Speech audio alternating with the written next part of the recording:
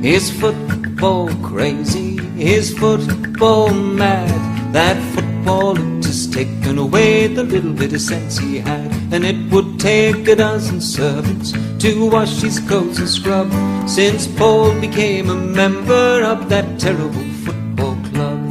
Hello and welcome to a very special episode of the Football Crazy podcast. I am, as you know, your host Jeffrey Gibson, and on this episode of the podcast I am going to be previewing the Community Shield match between Leicester City and Manchester City, so let's get on with it.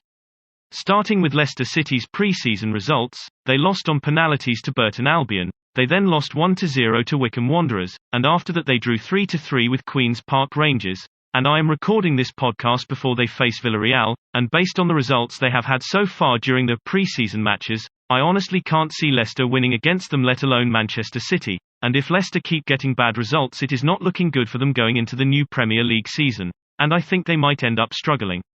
In the two pre-season matches Manchester City have played, they have beaten Preston North End 2-0, and then they went on to get a 4-0 win over Barnsley. And with results like that I think Manchester City will come out as winners in the Community Shield against Leicester City.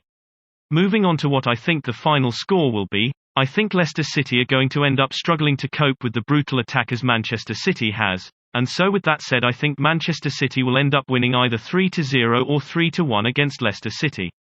So that brings to an end this special episode of the Football Crazy podcast. I will be back soon to preview the Carabao Cup match between Port Vale and Sunderland. So until then, thank you so much for listening, stay safe and enjoy the match.